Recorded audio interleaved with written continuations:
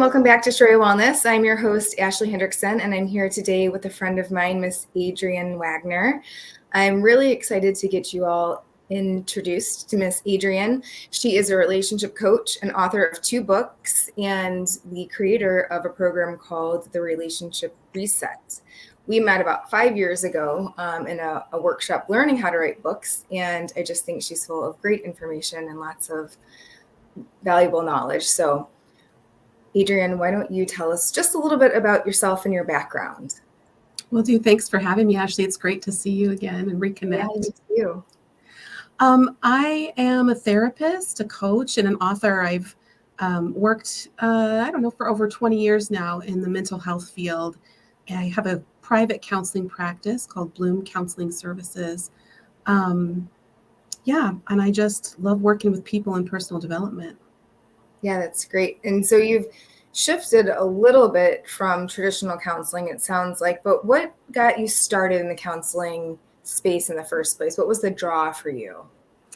Well, I kind of laughed. You had sent me a question about, why did you become a therapist? And I laughed to myself because it's really the thing I teach people about now, which is unconscious childhood programming. The careers we gravitate towards really do connect back to our childhoods. And in my family of origin, there was generational trauma, like there is in a lot of families. And my role in that family system was really to be the caretaker, the mediator, the helper.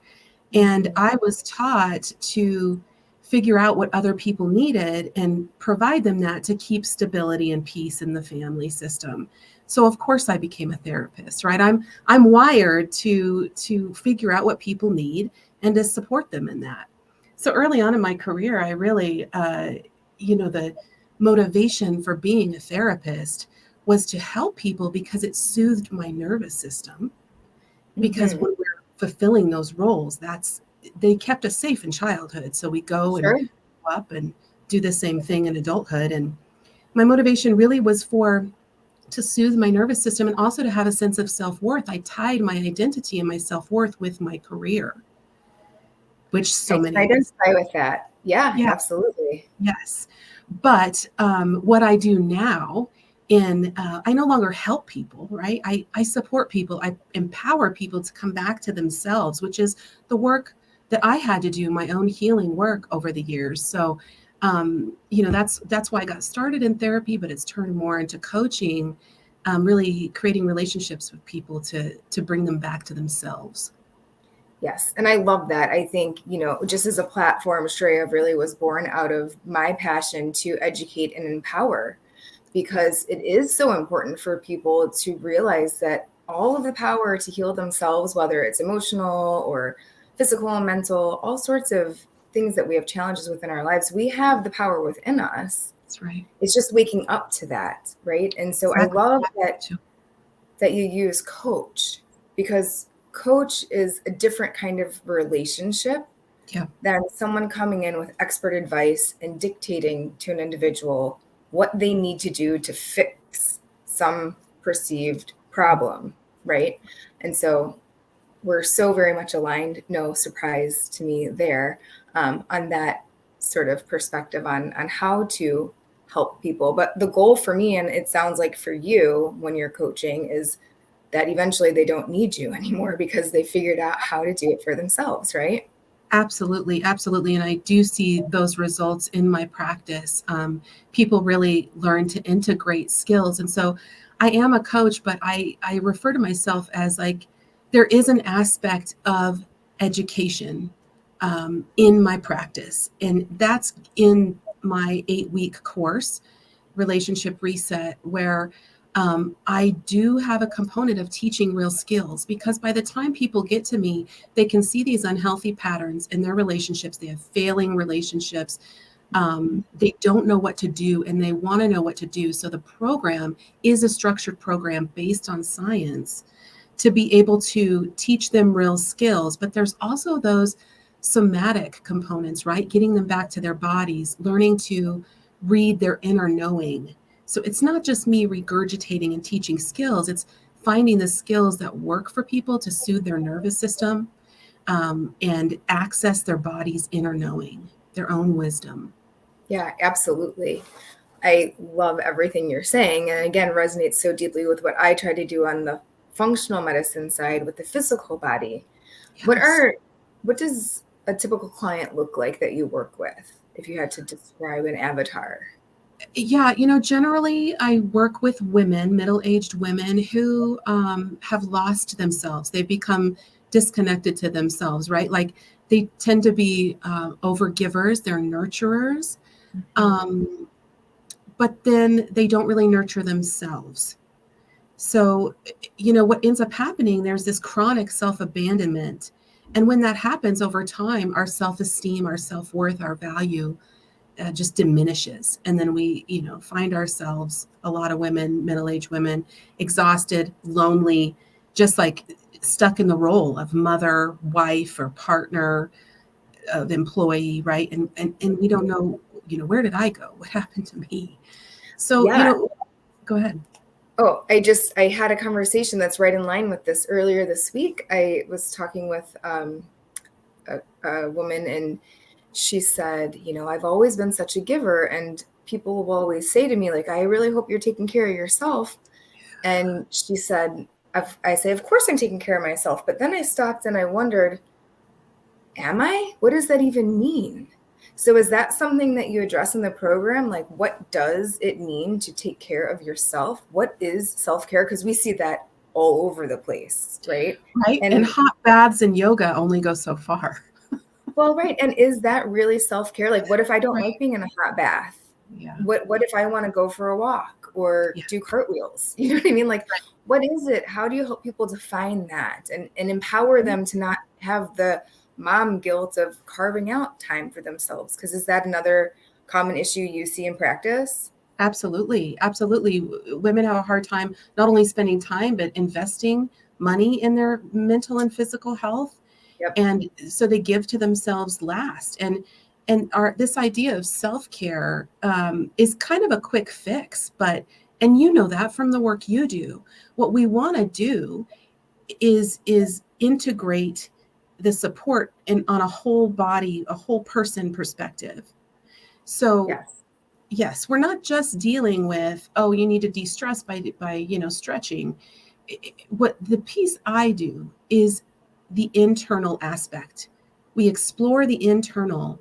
We heal those parts that keep showing up for us, so that the person can show up more authentically and consciously in their life. Mm-hmm. And we also do that through somatics, through body awareness, because the body is our biggest ally. And I know you're on board with this. Our body, while our mind might lie to us and say things that aren't true, that we have to, pick apart, oh, I'm an imposter, our body never lies. The body also has the ability to show you what's there. So physical manifestations of illness, oftentimes, I would say all the time, have an emotional underlier. So I'm dealing with those emotional underliers with people, getting them conscious, helping them heal.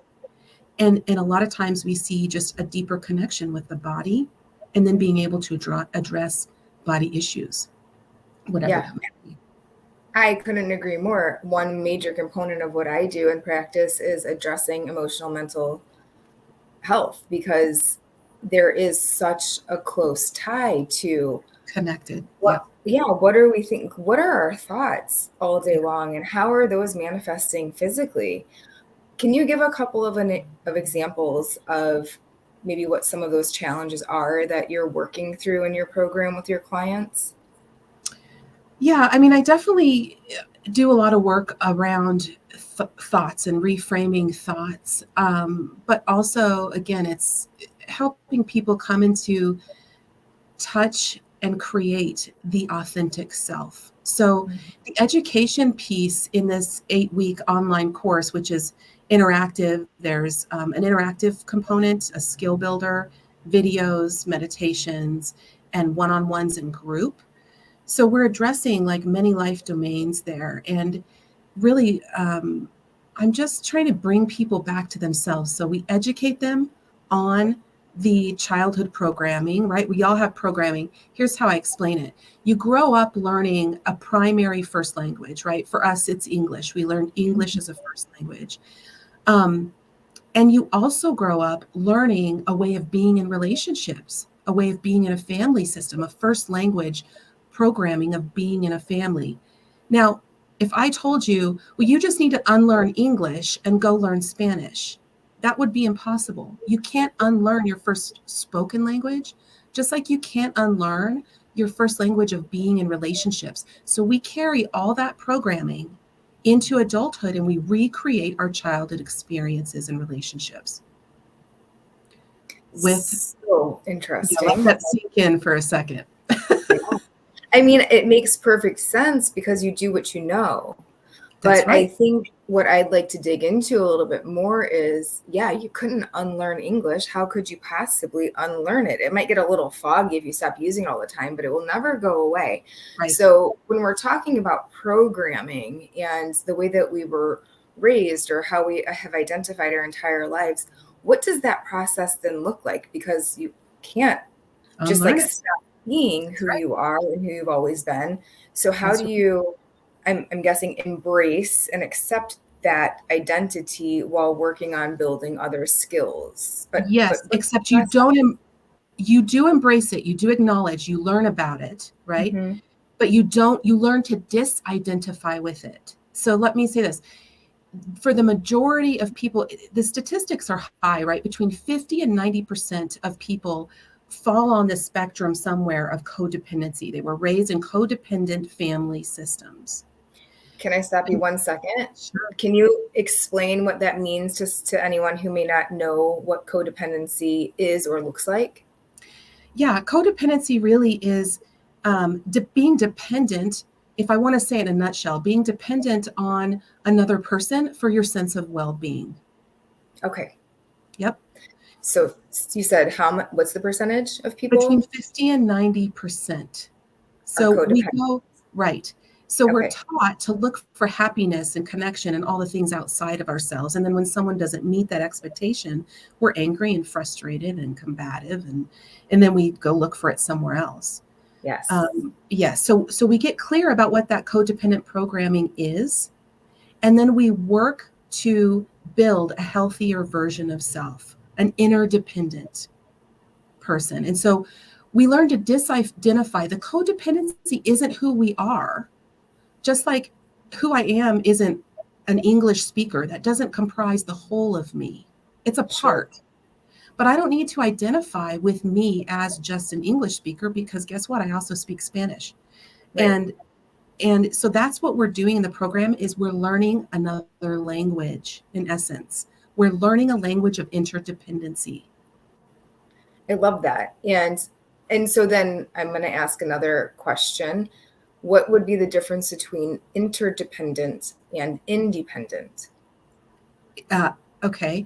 Interdependence is autonomy, being your own person, but still being in relationship in a healthy way with someone else. Okay. Versus I'm just going to do it by myself. Right. Well, the bottom line is we can't do it by ourselves. I mean, it's impossible. We're energetically, we're connected beings and we need each other. That's the bottom line. And if you're trying to just do it by yourself, there's probably some childhood trauma that needs to be addressed there. I was just going to say, defense mechanism. Yeah. Right. Coping skills maybe become forget everybody else. I'll just go it alone. Right. It can feel safer when that's your childhood experience. Yeah. Yeah, absolutely.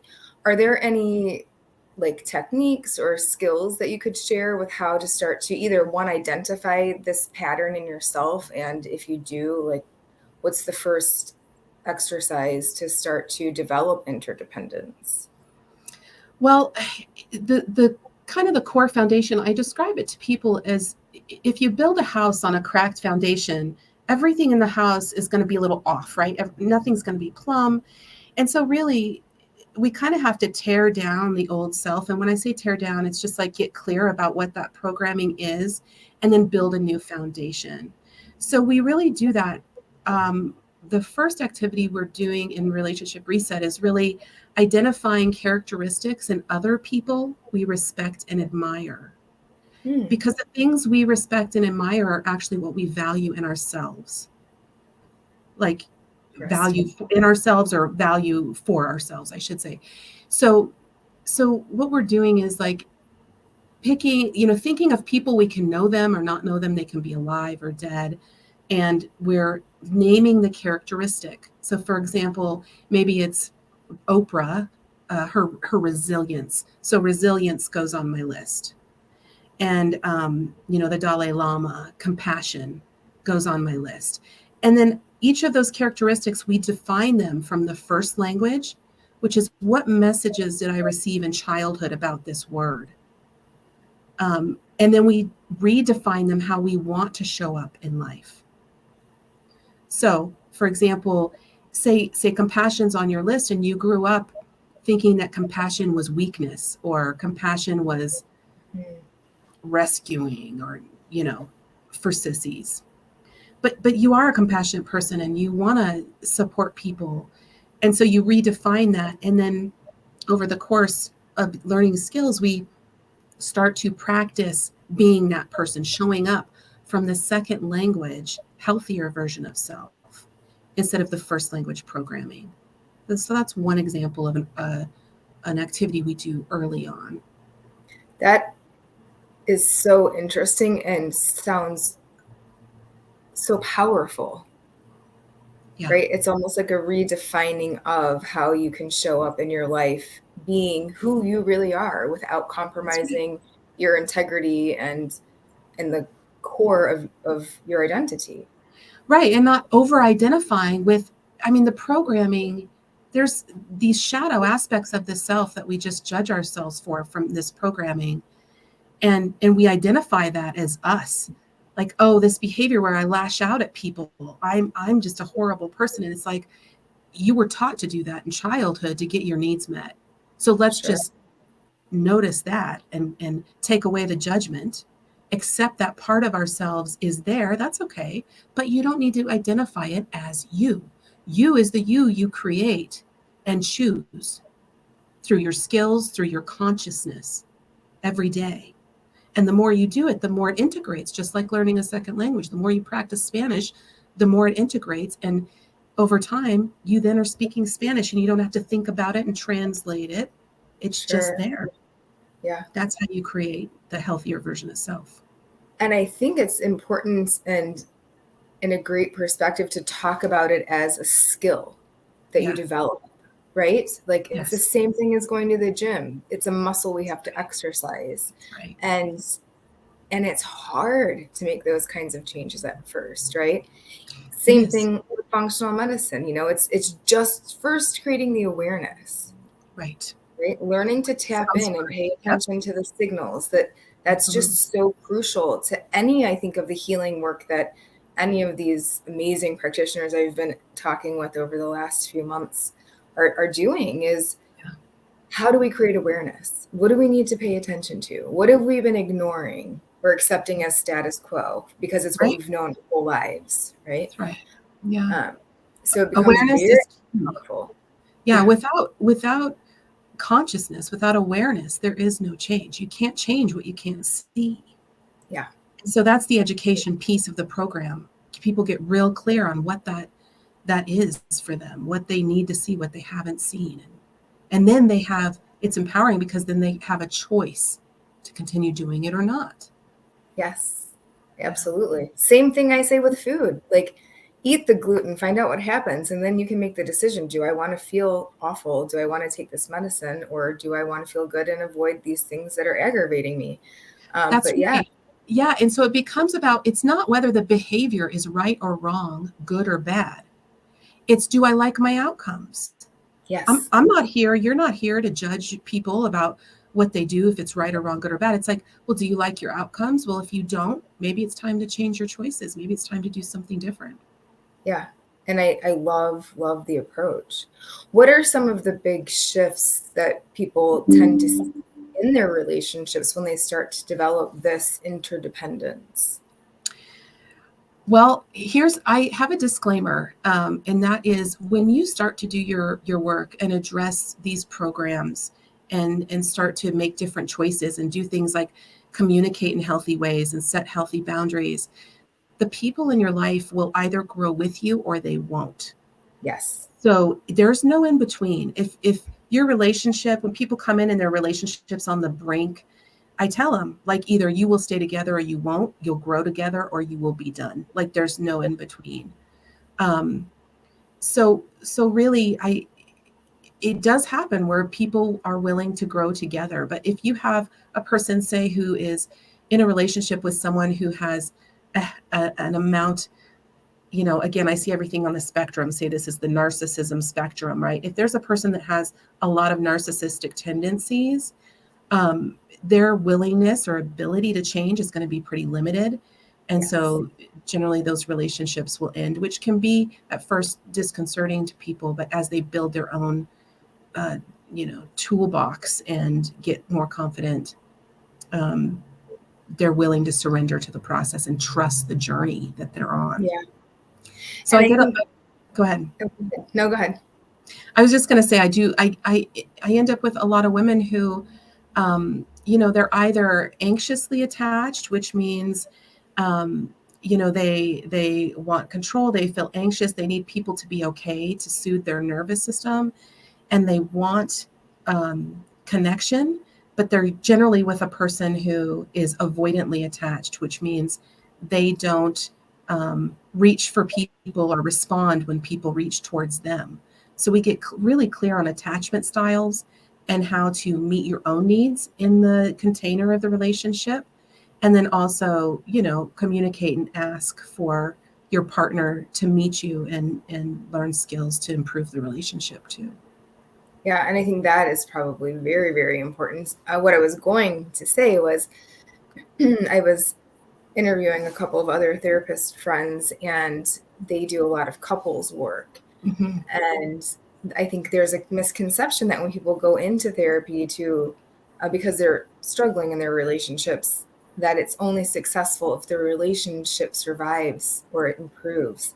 And sometimes therapy is the most successful when you recognize that you're in a very dysfunctional or unhealthy place, and you're able to gain that insight and power to stand up and walk away. Mm-hmm. Right. Mm-hmm. So I think, I can't stress that enough. And that's way outside of my scope. My own personal opinion is that therapy and counseling can be immensely successful when it does ultimately lead you to ending relationships that are detrimental to your best interest. That's right. Yeah, so That's right. See you're growing with or you're out pretty much, right? Yeah, because once people start setting boundaries in relationships, when you start doing that and you've never done that before, people don't like it. Well, right, you just change the rules of the game. Right. Right? Yeah. And that can be a really hard thing to do for a lot of people. For sure. And I don't take couples traditionally. I will work with both people in a relationship, but how that looks is they're each going through the program at different times. Because there's a group component in the live program, I don't want them in the same group at the same time. So I'll only do couples work with people generally if one goes through the program and then the other one goes through, and then we can come back and do couples work. That makes so much sense, because how could you possibly be completely open and honest about what you're dealing with, right? I think and even like if you're not addressing your own issue, and this is what happens in relationships a lot, right? The couples come in and they say, well, he da da da da da, or she da da da da da, and people don't understand how they're contributing to the issues because we don't have the ability to be objective about our own stuff, which is why, counseling and coaching helps. You have an objective person saying, have you thought about this? And it's like, oh, I didn't even see that. Right. Which is why any good therapist and coach either has their own therapist or coach or has gone to therapy and coaching, because we can't be objective about our stuff either. So, of course, because we're all human, right? And I think the personal experience, walking the journey, doing the work, doing the self-discovery and the digging and the questioning and the growing is what makes people who are in this healing space great at what they do. One, because they get it. They've been there. They understand the challenges, but they're living it. And there's a big difference there. There is. When you've walked through something, the experience changes your perspective. It gives you a deeper level of understanding. And the beauty about, doing the work to, you don't have to always be doing the work, but there are times when it's appropriate to do the work, right? And when you do that, when you heal parts of yourself, because we're interconnected, you are then really, in essence, healing your community, and on a larger scale, healing the world. And I think we're all really being called to that right now, to really do the work and heal ourselves and go into the community conscious and, from a place of health and Absolutely. operate from there. Yeah. Yep. It's time to wake up, right? Totally. Yeah. Time to wake up. So you mentioned 2 books. Do you want to tell us a little bit about those? Sure. The first book I wrote back in 2006, Creative Chameleon Finds Acceptance, is actually a book for gender self-identifying kids. So I was working with kids at that time. Right now I just work with adults, but there were no books really out there for kids who were biologically female identifying as male or vice versa. So I just wrote one. So that's my first book, a fun book for kids. And then my other book, as you know, I worked in a hospice for 10 years doing grief work. And A Mother's Hidden Grief is really a workbook for people who have lost a baby. So this can be through early infant death or miscarriage, SIDS, genetic conditions. It's a way for people to work through their grief. And also there's also activities for children, if you have living children after a loss, to help you help them with their grief. So it's kind of twofold. Yeah, and that's such important work too. I mean, so many women struggle with miscarriage and a lot lose their children at all different times across their lifespan. And that can be very impactful. I would imagine impacts relationships too. So there's a component that probably ties back into how to move through that and keep your relationships strong and healthy. Yeah.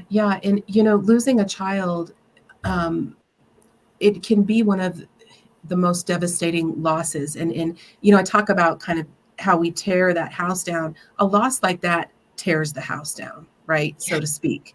It lots of mothers will describe a part of me died. And that's not an exaggeration. Part of the ego, who was the self experiencing a loss like that, is gone. Because of that experience, the perspective of life totally shifts. And people need ways to work through that and address, who am I now? How do I move forward now, having had this trauma? And so while the program I'm doing now it's trauma informed, but not trauma based, there is work to be done in the trauma realm as well for people. And sure, because we've all experienced some sorts of trauma. Absolutely. At varying degrees. Yeah. So how do people work with you if they're listening and they think this sounds like something I really need to explore more? It sounds like virtual options. Do you do in-person workshops? What are the options for people?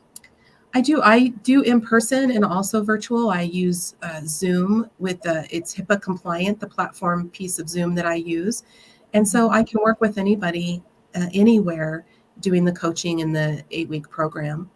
And but yeah, in person, if you're in Colorado, for sure, that's an option too. Who wouldn't want to be in Colorado?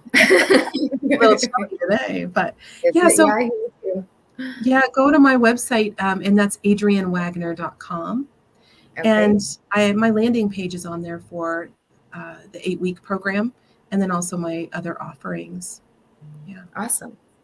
And I'm assuming there's social media where they can follow you for more information. Yeah, Adrianne Wagner Counseling on Instagram, and Adrianne Wagner on Facebook, and Bloom Counseling on TikTok. My kids talked to me into that one. Mine too, and I still can't really figure out how to be cool on TikTok. I try my hardest.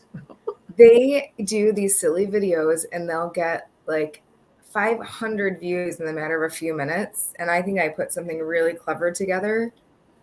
Like 50 people maybe see it in a week. So clearly I haven't figured that out yet, but work in progress, just like everything else. That's right. Figuring it out. Mm-hmm. It was such a pleasure to have you here and so good to see you. So thank you so much for your insights and sharing your work. It's important stuff you're doing, and I'm happy to get it out to everyone who's listening. If you all have questions or would like to reach out and work with Adrianne, you can find her on her social media platforms, her website. We will have links down below. And if you can't remember that, you can always email us at info@shreawellness.com, and we'll be happy to connect you with Adrianne. Thank you so much for being here and for listening, guys. Adrianne, thank you so much for your time. Thank you. And we'll see you soon. Have a good day.